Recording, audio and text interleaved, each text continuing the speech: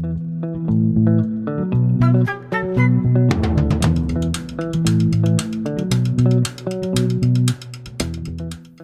to ReFocus, a podcast that helps you find your focus to build a thriving creative career in the music industry. I'm your host, Rosalind Dennett.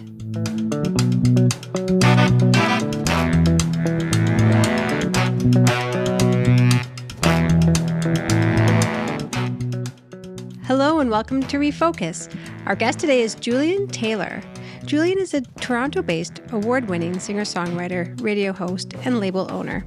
Over the course of his esteemed career, which spans 20-plus years, as the leader of Staggered Crossing, Julian Taylor Band, and his solo work, Julian has established himself as one of Canada's greatest troubadours. His 2020 LP, The Ridge, earned 2 Juno Award nominations, along with a pair of Canadian Folk Music Awards for Solo Artist and English Songwriter of the Year, 5 Native American Music Award nominations, plus a nomination for Canada's most prestigious accolade, the Polaris Music Prize. Julian's new album, Beyond the Reservoir, released in October 2022, contains the hit single, Seeds, and he was recently nominated for a Juno Award for Contemporary Indigenous Artist of the Year.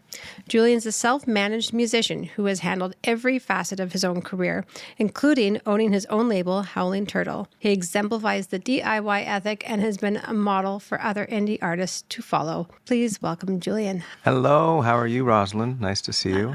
Nice to see you too. Thank you so much for being here to chat. Thanks for the invitation. So the indie artist, the self-managed artist, the DIY artist, wears a lot of hats. How did you learn to embody all these different roles in the music industry? Was it something you picked up along the way, or did you get any training? Mostly along the way, to be honest with you. When I first started out in my career, and when I was in high school, I guess that's when it would have really started, because my first EP came out in 1996 with my band Staggered Crossing. We had a 4-song EP. It came out on a cassette tape at that time. It was called Mold. And I think we printed about 300 copies at the time. Ended up, trying to hustle that and trying to get that to record labels. I sent it to Universal Music and Warner Music Canada, and EMI at the time was there. Virgin was there at the time. And nobody really picked up on it. And it ended up in the hands of a girl named Emmy Davies. Her dad worked who was rather the president of the music publisher. He got wind of the songs and really liked that particular EP that we had produced on our own with this guy named Rusty McCarthy. It was done in his basement, and when we had the 300 copies, we had to slog them ourselves and sell them ourselves. So we had like this backyard party at my parents' place. I remember everybody coming, and it was like a keg party, and you got a red Solo cup and a cassette when we were near the end of high school, I guess it was. And I guess that was the first bit of, learning the business that I had, recording, producing, manufacturing the cassettes, and then trying to slog them out there to your friends and try to get interest in people to come to any one of your shows. The same thing with the Battle of the Bands at the time in high school. They were all over the place, and these people would put together these shows and get these bands on the bill, and the bands would be responsible for slogging the tickets. Mm-hmm. They'd make all the money, but the bands had a stage to play on, and that was another sort of early introduction into it. But I used to read a lot about the music industry and how it worked during that time, because I was very interested. Same as very interested in reading about how songwriters created their craft. At the time, there was no cell phone, so I was at the library all the time, going through sections of material about the music industry and songwriting. And then we ended up signing with the TMP, the music publisher, and the deal there was that we were all writers assigned to this publishing company, and the president of the publishing company was going to go out and hunt for a label deal. And he succeeded, and we were signed to Warner Music Canada a couple of years later, and Staggered Crossing put out their record in 2001. For a career that has spanned, I guess, over 20 years now, the music industry has been turned on its head and back around and back on its head again a few times, since then. And while I think the Solo Cup marketing idea would still works now, Totally. Slogging the CDs isn't exactly the same as it was. So how is it different going from coming into your own in your career during the time of CDs, you're on a major label, kind of taken care of with this publishing deal, to then going into the DIY world, basically like a different music industry? Yeah, it's been a lot of change for sure. So I I think personally, and I've spoken to some of the people from back in the day, that if we had released our debut album on Warner Music Canada maybe 2 years beforehand, I don't think we would have run into the same problems as we did, because our record came out in 2001. And in 2001, Napster hit full swing, really. I guess it was just bubbling under before that, and only a few people knew what it was. But all of a sudden, it hit the mainstream, and illegal pirating and downloading was really the norm at that time. I did it as well. I'm sure that anybody who was around at the time did. First out of interest, and then out of ease, I guess. I remember watching the Napster bars. The blue line would slowly fulfill your download. We might have had a record that would have sold a lot better had we been released just a couple of years. And so what happened to us was the record didn't do well. The industry, like you said, flipped on its head.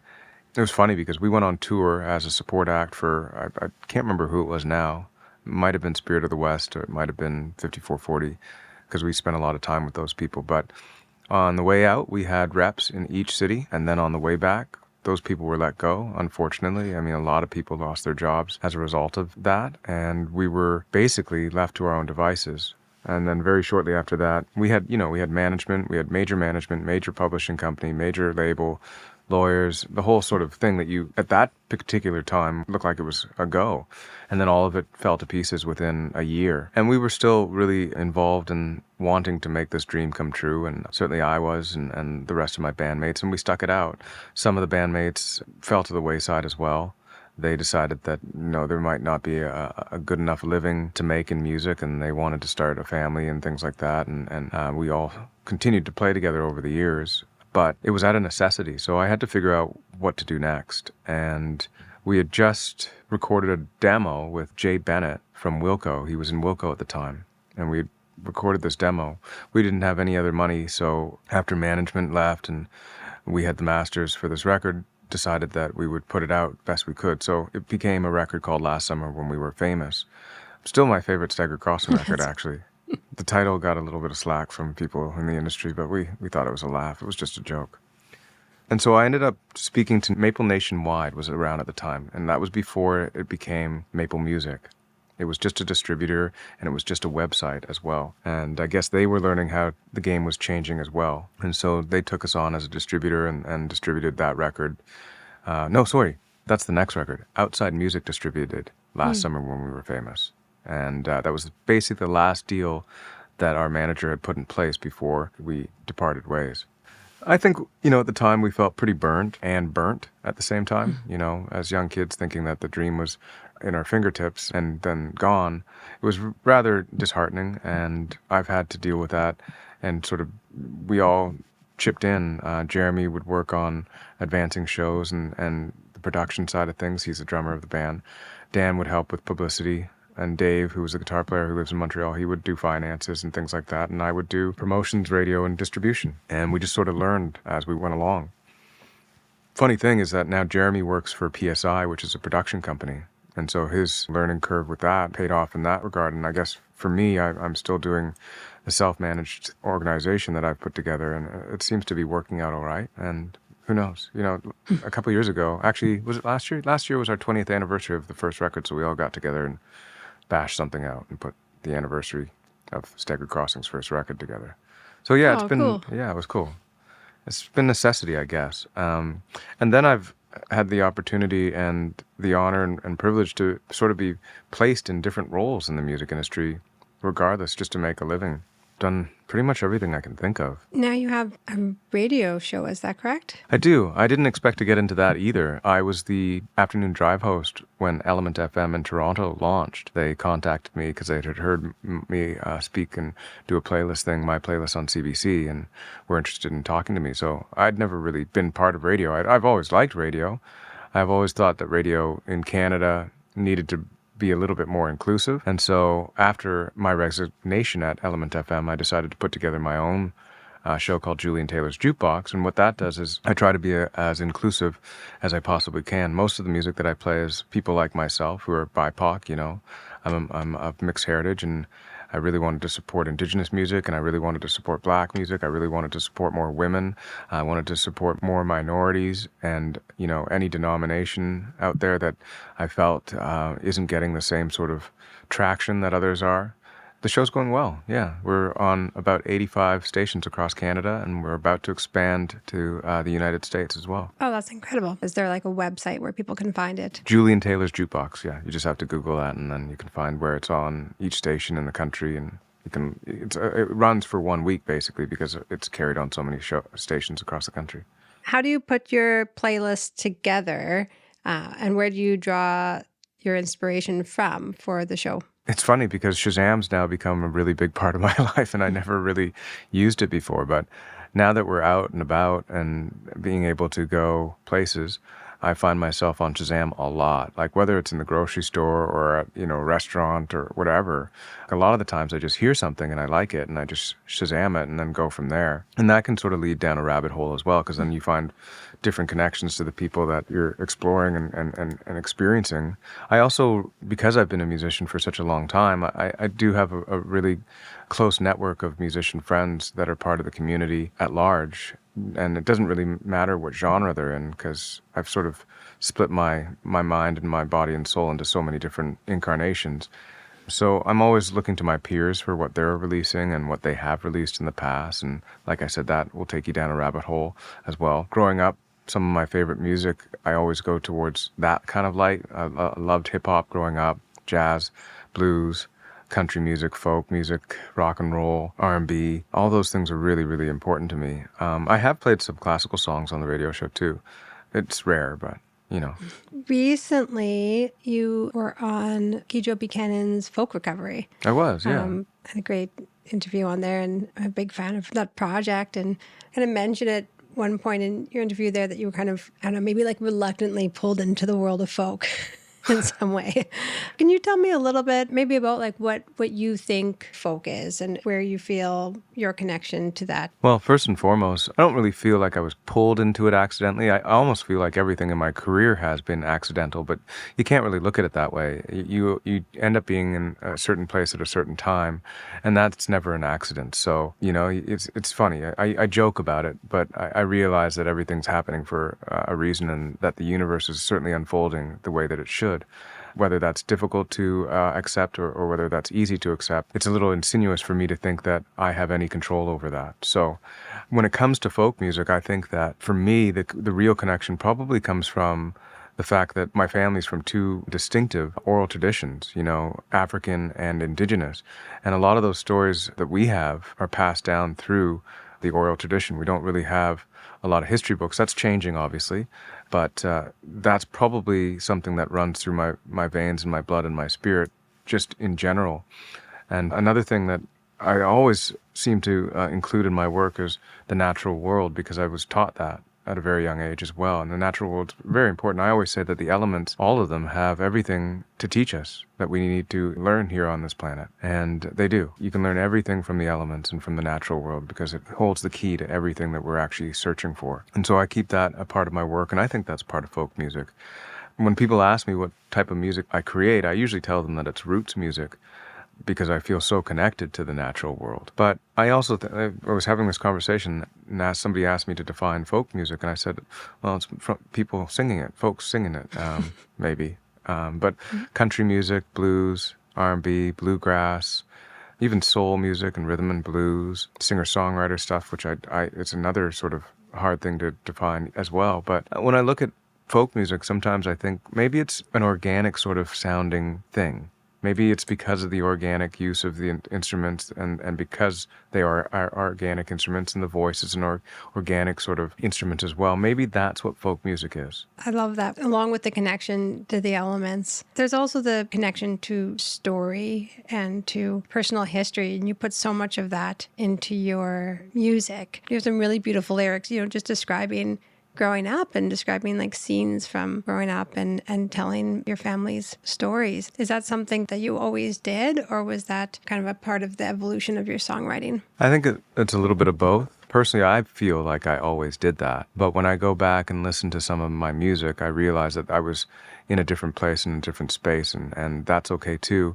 Some of the earlier lyrics, certainly in the Staggered Crossing world, talk about frustration, and I feel that in, for example, the record Last Summer When We Were Famous. You can feel that frustration, not only in the lyrics, but in the instrumentation and how it's delivered. And that was what was happening at the time. And then further on in the career, there's songs about love, there's songs about, having fun, and there's songs about sex, and there's songs about food, and there's songs about sleeping, and there's songs. So I always felt that I was telling the story anyways, but maybe I wasn't doing it in such a descriptive manner, because more recently, I would say that the album Avalanche by the Julian Taylor Band is the real turning point in terms of the lyrics touching a different sort of descriptive way of portraying the stories that I've been telling. But like I said, people have always said, wow, you're a folk musician now, and I've listened to all my material from the very beginning and thought, well, if you break it down, I've always been that. Since I'm diving a bit into your catalog, can you tell me about where Seeds comes from and a little bit of the story behind that song? That was written pretty much days after the announcement of the 215 unmarked bodies found in Kamloops, not far along from when George Floyd was suffocated as well. There was a lot of angst and a lot of hurt and a lot of pain going around the world. Certainly, I felt it in my heart, and I know my family did. I remember getting a phone call from my mom, and people had always told us about these stories, and it wasn't really a surprise, but for her, she just sort of cried and said, it's like a sweet pain, it's like a bruise.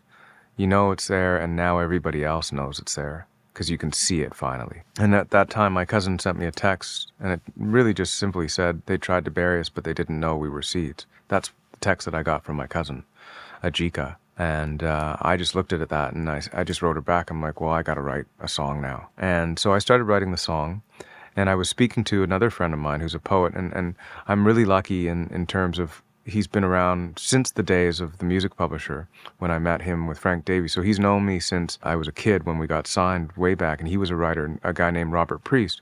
And Robert is one of those wonderful people that I show my work to. He's like an editor for what I do, and I'm really grateful that I have people like that in my life that I can, before anything goes to print or goes to record, I send it to them. I'm like, what do you think? Robert always comes back. He says, well, I think this and I think that. Have you thought of this? Have you thought of that? And so when that kept bouncing back and forth, he had his 2 cents into what he felt I wanted to say. And it's really nice to have a person who knows you so well that almost speaks like you. And so Robert and I finished the song together, lyrically. Melodically and musically, I had finished the song already. I mean, there's so many things that I'm sitting on that I've finished all the melodies and all the music, but the lyrics I just slave over a little bit longer than I want to, really. So that's what that song's about. But what's interesting about that song, and I was just in Europe for a month touring for the first time, and it's a song that really translated to people there too. Even though the song was written in retrospect and about persistence, about perseverance, about strength and courage from my own family's heritage point of view, what was so shocking to me is that it took on a new life over there. In the audience in Germany, there were people who had grandparents who were Holocaust survivors in the audience, and they didn't realize that the song was written about the indigeneity and the things that are happening here in Canada. And it really didn't matter to them until I told them that, because they took it on and it had its own meaning for them in terms of how their family had struggled with those issues and genocide. And I was surprised. You can't really go into a situation when you write a song and think that that's how it's going to end up being, but that's what happened. You know those moments when you remember when you heard an artist for the first time or a type of music or something? Uh-huh. That was that song for me. I can remember the exact moment when I heard that song. Really? Yeah. Wow. Last summer you performed it at the Cultivate Festival, and I right. Just had tears going down. It just was really overwhelmingly so gorgeous. Thank you. Has been stuck in my head ever since. It's really incredible. If anybody hasn't heard it yet, you fools, go out and wow. Look it up right now. Download it, pay for it however you can. Now I don't know what to do next. What are you going to do, right? You're going to do ride it anyway. Wave. Just ride the wave. I'm actually, speaking of my back catalog, One of the things that I am going to do is, because when I went to Europe, I realized that nobody's ever heard of me. They've heard The Ridge and they've heard Beyond the Reservoir, but they hadn't heard anything else, and I've been around for 20 years. So there were some sets where I decided that I would just go back and see what would happen if I played something older. And it went over very well. And so what I've decided now, while I'm writing the next record, I'm going to go back and I'm going to release the Julian Taylor anthology and then get it over there and see how that goes, because there's 20 years of music that they've never heard. And it might happen here too. I mean, some people may not have heard some of the things. So I'm going to go back and carefully choose songs from the past, maybe find some things that were unrecorded and unreleased, and go ahead and go back and do them over to find a definitive version and release the anthology. Might as well, 25 years in, right? Yeah, what a celebration. That'll come out before the next record. Looking forward to that. Thanks. Oh, and speaking of another hat that you wear, I wanted to give a special shout out and thank you to you for your hosting our Folk Music Awards. That was fun. I'd never done anything like that, so thank you for asking me. I hope I did okay. You did a great job. That was fantastic. Speaking of celebrations too, that was really fun. It was amazing to have you there, and it was neat to come back. I didn't know if anyone would come back after the pandemic, so They're coming back. It's nice, isn't it? Yeah, it is really nice. How was that for you, like emerging from that time and getting back into the swing of things? It was difficult, to be honest with you. When I first started to gig again, and I was worried while I was at home, because most of the concerts that I would do were online, sort of like what we're doing now in a podcast sort of formation. Before the pandemic, singing and playing guitar and playing piano is something that I always did. But as well as doing it at home, I would get a chance to do it out in front of people. And when you do it out in front of people, I think there's a different sort of elevation and strength and courage that you push forward, whether it's through your voice or through your guitar playing or your, playing at all. And it's just a different thing. At home, sometimes I'm sitting there and I'm not really putting any real force or energy into something. I'm trying to figure things out more and practice things rather than really command my body to push forward that strength and whatnot that's needed. And so I was really worried, because at one point during the pandemic, my hands started to freeze up and I thought I was getting arthritis. Now, I very well may be getting like early onset arthritis in my body because it runs through my family, but since I've been back, when I first started back, it was hurting really badly. And now that I've been playing a lot more, the pain's gone away. It's like the muscle that you got to use. And the same thing with my voice. I wasn't able to hit notes while sitting at home the way that I used to hit when I was out performing. And for a while, I was really worried that I wasn't going to be able to sing in the same capacity that I had before. I was also I'm still having some trouble remembering lyrics, but it's coming back. It's stronger than ever now, I think. It just has taken pretty much a year for it to actually come back the way that I was used to. Are you approaching your career in the same way in terms of booking or how you're touring? And has it been the kind of same approach, or have you come at it in a little bit of from a different angle this time around? I think I'm busier than I've ever been. I'm traveling to places that I've never been. I finally actually picked up an agent at Folk Music Ontario and Folk Alliance in the United States, as well as one in the UK. So I'm going to those places, which I wish I had gone there sooner, and my body was younger than it is, and maybe I didn't have a daughter at 11 years old. So that's tricky, but I'm doing my best. I'm trying to make sure that I get out there and pursue this lifelong dream of reaching people with a message that I think is important. And as long as I keep that in mind, I think that it'll work. Like you said, it's such a different industry now. I mean, when the pandemic hit, it was the booking agents and the booking world and the performance world that really took the hit, not like previous years where it was distributors and the labels with the Napster stuff. So I think everybody's had their fair share now. The shows are coming back. I don't know if I'm approaching it differently other than thinking that, I want to stay with this for a long time. I also hate being away from home for that long too. It's really difficult, and it does weigh on my heart and my soul. So trying to balance that's really tricky. Sometimes I think to myself, like, why do this to me and my family? And maybe I should just find a publishing deal and sit at home and write songs for other people so I can be around. So who knows if that's maybe another stage of the game where that might happen. I love playing live, so I don't think I'll ever stop doing that. But right now, people want to see me play and are willing to show up and buy some tickets. And that's something that I can't squander. I'm really grateful and honored that they would. It's a privilege, really. So I'm showing up. Yeah, I wanted to ask you about parenting in the music industry. And because it's, well, parenting isn't easy anyways. Parenting's horribly difficult. Like, all children should have a warning label on their forehead, along with their name tag. But oh my God. Yeah, no, it's tricky. And we're a chosen family in a lot of ways. So my daughter and her mom and I have been separated for most of her, actually all of her life. And she goes back and forth from either home. We have a good relationship, and there are other people, that are part of our chosen family that are parent figures to my daughter on both sides. And they're very wonderful people too, and their families are wonderful. So we have a big sort of support network, but it is also tricky in terms of, like, I suppose that if we all, like her mom and myself and I, if we had stayed together and lived in the same home, maybe me going away wouldn't be as hard, because the time that I'm supposed to be with her ends up falling on somebody else, like my parents or somebody else within our chosen family. That's not easy for her or for me or for them. And it wouldn't be easy if we were all like a unit living under the same roof either. But maybe when I got back, it would be all on me. And, so it's tricky at the best of times. And it's like you said, it's tricky just being a parent. Like, I'm at that stage where she's getting older and I'm getting a lot of side eye and things like that. It's like, oh man, door's shut now and to the room. And I'm like, here it comes. Buckle up. Buckle up. Yeah. Well, you have to buckle up at every age, I think, right? And it's so funny. I don't know about for you as being a mother, but it seemed like for me, every 2 weeks or 3 weeks, once you felt like you had a handle on it, all of a sudden it would change. I got to navigate through this now. It takes 3 weeks to figure it out, and then it changes again. Yeah, it's a tough one. And I don't know anyone who's like written the textbook on it. Yeah, what a balance. And, it's cool. You had taken your family with you to the Junos recently. When you include your family in part of what you do you get at least like a little bit of like, oh, my dad's cool? Yeah, I got a little bit slice like of that? She got to meet Maestro Fresh West, and I got nice. Like, my dad is kind of cool. Same with like at the broadcast awards when I guess it's Tate McRae that she's a fan of. She came out and there was fireworks, and Dad was cool for a minute, especially because I had the French fries as well in my lap.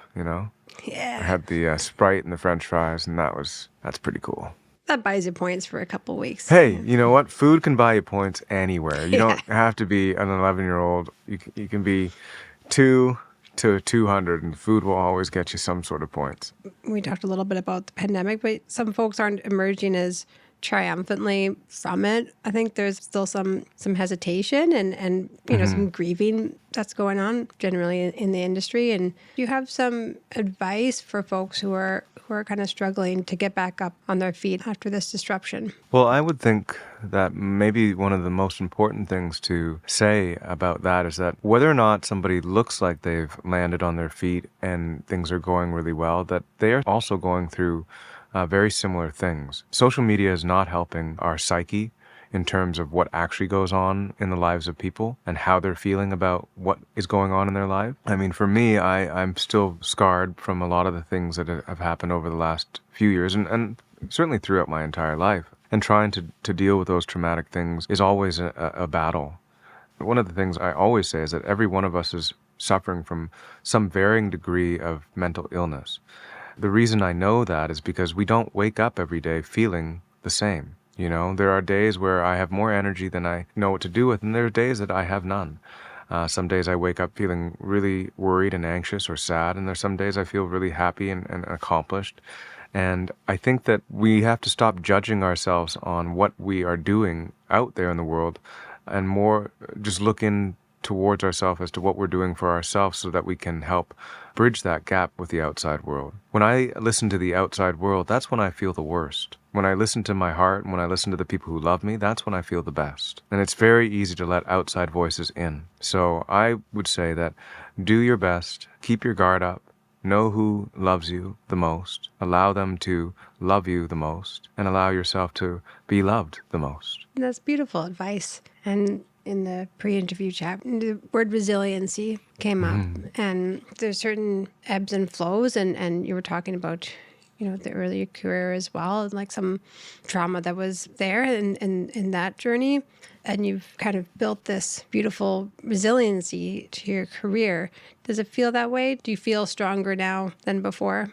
Sometimes. Yeah, not all the time, but sometimes I do. I feel like I've cut my teeth in this country, and it's been a wonderful learning experience. It's been hard. I can't deny that. I've been beat down a lot in terms of what I've wanted for my own career. I've realized that, all of those things are really important, though. And I'm not so frustrated by my losses because I don't really count them as losses anymore. It's a difficult way to look at the world because it's very easy, like I said, to allow outside voices in. And those outside voices can be inside your head. Do you know what I mean? When you look at what somebody else is doing with their life and career and I guess envy, jealousy, those kind of things sort of pop into your mind rather quickly because we're only human. But celebrate your wins. And, you have so many. Like every human, I believe, is a genius and has a countless number of wins on their belts. They may not realize that, but your life has been blessed with so many wins. Even your losses can be looked at that way. They're there to teach you certain things about yourself and about others. And my losses have taught me so much about what I care about and what matters to me. I'm not perfect in any shape or form, and I never will be. I will have more losses and more wins in my life. But I'd like to look at them as wins, as lessons that needed to be learned. Even past relationships that didn't work out, things like that really hurt my heart still. And I have to look at it and say, that was then, and this was a lesson that needed to be learned. And have I learned that lesson? And ask myself those questions. Sometimes I haven't, and sometimes I have. And sometimes I'm still in the process of actually trying to digest the information that has been given to me. Is there a way that you find inspiration or find like a creative spark to pick up the guitar or to maybe write a song or to even just to practice? I wish I practiced more, to be honest with you, but inspiration comes from all sorts of things. Like I was walking home yesterday and somebody on the street asked me for some money. I didn't have any change or anything like that, but I could tell that the person was very cautious in their approach towards me. Maybe it was them anxious, maybe they were embarrassed, I don't know, but what they said to me in return was something that I wrote down right away. And they just looked at me and I said, no, I didn't have anything. And they just turned and they looked at me and I mean you no harm. And as soon as they said that sparked something in my heart and my mind. And I knew that that person meant me no harm, and I wondered what it was about me and my reaction in that situation made them feel that they might need to say that. And so it took me a moment to reflect on those simple words, and they're words that you hear a lot. I mean you no harm. And then you can reflect those words into your own psyche, and as well as the person that you're communicating or attempting to connect with, and why that is something that has come to fruition. And so it really it sparked an interest in my mind. And I kept exploring, well, why do people say that, and what do they actually mean by that? And so I started working on that. I mean you no harm. It's something that I find inspiration is right in front of us all the time. And as a writer, what I've learned over the past 20 years is that I actually don't have to go too far. Like, I can describe the tiles of my bathroom. People will understand what I'm talking about, or describe the scent when you walk into someone's house or something like that. And describing that scent and that smell is an inspiration to me. Maybe it's the way somebody smells, and when you hug them, like, it always really strikes something in me. All of those senses, all of those things are elements of my work that I really I pay more attention to smaller details than I do to larger ones, is what I'm trying to say. Interesting. Maybe those smaller details are, some of the most relatable ones in some ways. I think so, yeah. Like, I remember in one of my songs on the new record, and I think it's my favorite line in the record was, and it's a reference to a Stephen Still song, because records are something that are a big part of my life, and it was about a relationship, and the lyric says, "Love the one you're with kept repeating in my mind, recalibrating that fine line." And I loved that lyric. I thought, oh my goodness, I wrote that? That's neat.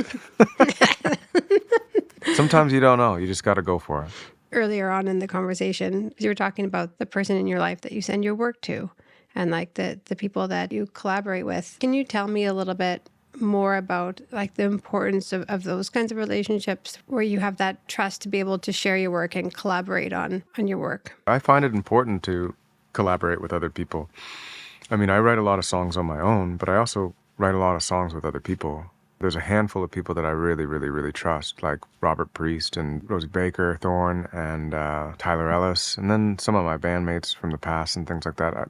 They have to really know you, and you have to really know them. For me, in terms of what I would share on a project that I would create. But I've also written with other people where you get into a room and you're instructed to do something completely different.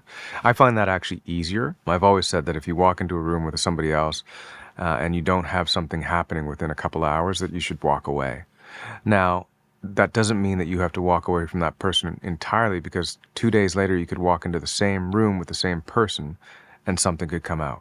I really do reflect as a writer, like I said, like the natural world has all the answers that we are looking for. I really do believe that all the songs in the world that we will ever hear and have heard are just floating in the air. And it's up to people to pick them out of the air and put them to music. But they're all there, every single one of them. And so I like writing with other people because they have that same intuition. It's not a talent, it's just intuition. It's following your heart and your gut. And everybody who says to me, oh, I couldn't be a songwriter, I'm like, absolutely you can. If you can follow your intuition and your gut, then you are able to create something out of thin air, even if that's a conversation with somebody. And I think everybody has that. So that's why I say we're all geniuses, because we create stuff out of nothing all the time, even when we're worried about things. Mm-hmm. We create something out of nothing a lot of the time, which means we're geniuses. People created whole shows out of nothing. Yeah, exactly. There you go. So, Julian, where can folks go to find out more about you and your music? Well, I do have a website. It's called juliantaylormusic.ca. And Julian Taylor Music is all my socials as well. You can check out and see where I'm playing and come actually visit me in person. I'm a big hugger. Well, Julian, it was so nice to see you. So nice to chat with you. And you too. Thank you. Please come back and let's do it again. I would love to.